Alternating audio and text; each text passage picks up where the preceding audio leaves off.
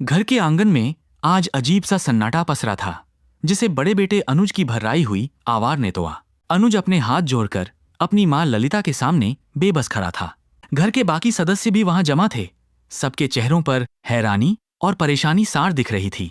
माँ, ये आप क्या कह रही हो? इतनी सी बात के लिए आप दोनों बहुओं में राशन का बंटवारा क्यों कर रही हैं? छोड़िए ना माँ, लड़ाई तो हर घर में होती है। छोटे मोटे झगड़ों की वजह से घर के चूल्हे अलग करना शोभा नहीं देता।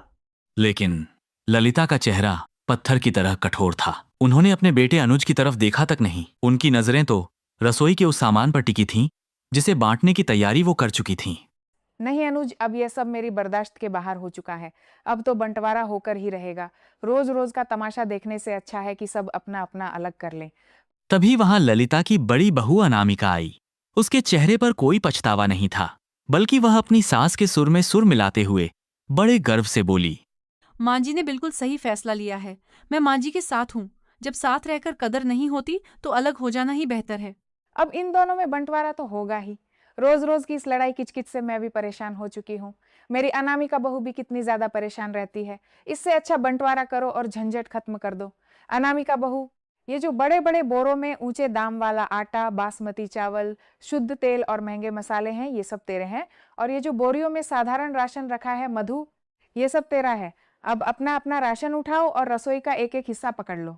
घर के लोग स्तब्ध थे। आखिरकार ऐसा भी क्या हुआ था जो ललिता अपनी दोनों बहुओं में राशन का बंटवारा कर रही थी? और क्यों एक बहू को इतनी अच्छी क्वालिटी का ज्यादा राशन और दूसरी बहू को खराब क्वालिटी का थोड़ा सा राशन दे रही थी?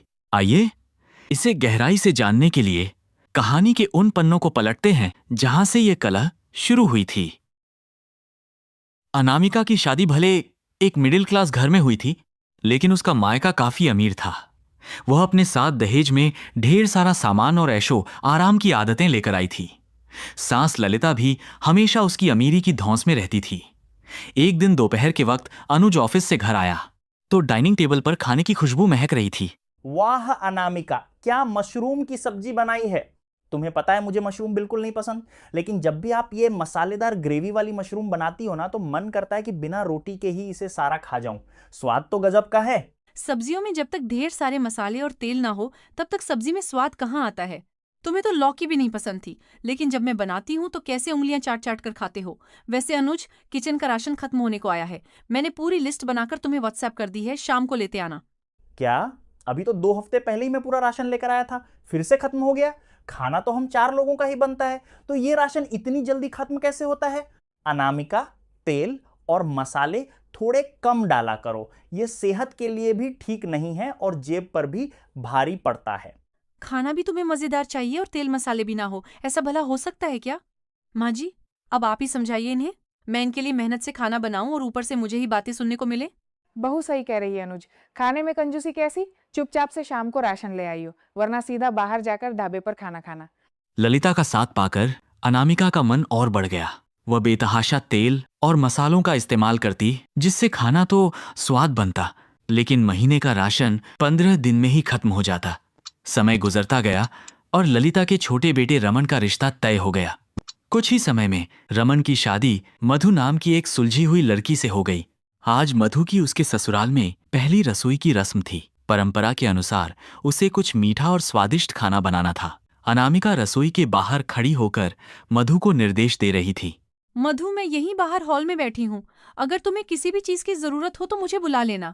एक बात कान खोलकर सुन लो, घर में सभी को स्वादिष्ट और चटपटा खाना ही पसंद है, तो उनके हिसाब से ही बनाना। फीका खाना कोई नहीं खाएगा।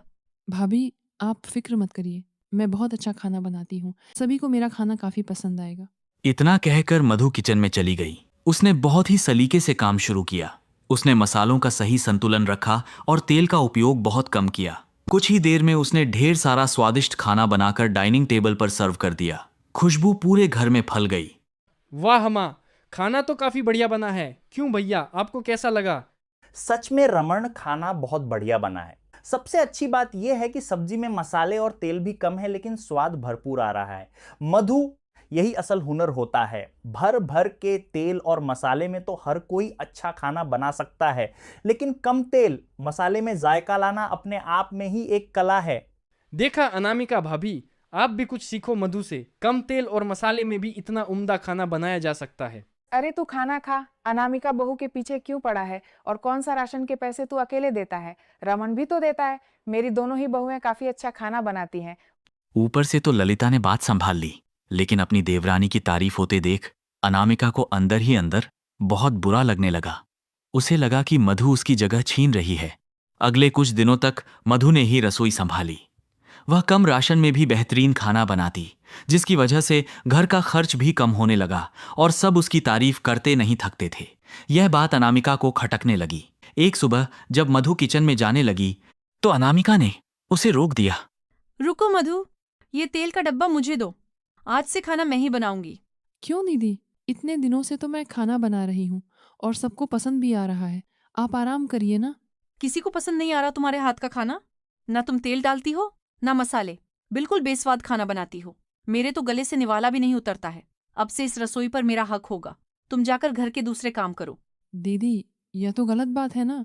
जिस तरह आप इस घर की बहू हैं, ठीक उसी तरह मैं भी इस घर की बहू हूँ। सबको मेरा खाना अच्छा लग रहा है तो मैं ही बनाऊंगी। दोनों में बहस बढ़ने लगी। अनामिका ने आव देखा न था और मधु के हाथ से तेल का डिब्बा छीनने लगी। तेल का डिब्बा मुझे दो, खाना तो मैं ही बनाऊंगी। नहीं दीदी, छोड़िए इसे। दोनों एक दूसरे से तेल का डिब्बा खींचने लगी। छीना झपट्टी इतनी बढ़ गई कि अचानक डिब्बा हाथ से फिसल गया। 5 किलो तेल का डिब्बा सीधा फर्श पर गिरा और देखते ही देखते पूरी रसोई में तेल ही तेल फैल गया। उसी वक्त ललिता रसोई में दाखिल हुई। फर्श का नजारा देखकर उनके पैरों तले जमीन खिसक गई। अनामिका बहू, मधु, ये सब क्या है? तुम दोनों ने 5 किलो तेल का डिब्बा जमीन पर गिरा दिया। जानते हो आज के समय में तेल कितना महंगा है? माँ जी, भाभी तेल मसाले बहुत बर्बाद करती हैं। आपने देखा इससे राशन भी कितना जल्दी खत्म होता है और यह सेहत के लिए भी अच्छा नहीं है। मैं कम राशन में भी अच्छा खाना बनाती हूँ। बस करो तुम दोनों। छोटी बच्चियों की तरह चूहे बिल्ली की तरह लड़ रही हो। एक तो इतना बड़ा नुकसान कर दिया, ऊपर से तुम दोनों की कीचड़ पिचड़। ललिता जानती थी कि गलती अनामिका की है, लेकिन वो हमेशा की तरह अपनी अमीर बहू का ही पक्ष लेती थी, क्योंकि उसे डर था कि कहीं अनामिका नाराज होकर अपने मायके न चली जाए। लेकिन दोनों बहुओं का झुग्गा अब हर बीतते दिन के साथ बढ़ता जा रहा था। एक दिन सुबह का नाश्ता बन रहा था। माँ जी, ये देखिए, मैंने आपके लिए गर्मा गर्म आलू मटर का परांठा बनाया है। खाकर बताइए कैसा बना है। अरे भाभी, आपके पराठे से तो कितना ज़्यादा बटर टपक रहा है। माँ जी, आप यह रहने दीजिए, यह आपकी सेहत बिगाड़ देगा। आप मेरा बनाया हुआ यह कम मक्खन वाला पराठा खाइए।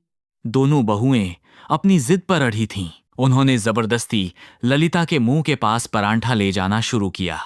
इस आपाधापी में वो खौलता हुआ गर्मा गर्म परांठा ललिता के हाथों और कपड़ों पर गिर गया। ललिता दर्द से कराह उठी। उनकी सहन शक्ति अब खत्म हो चुकी थी। अगले ही दिन ललिता ने बाजार से ढेर सारा राशन मंगवाया। उन्होंने तय कर लिया था कि इस समस्या की जद ही खत्म कर देंगी। उन्होंने सारा राशन आंगन में रखवाया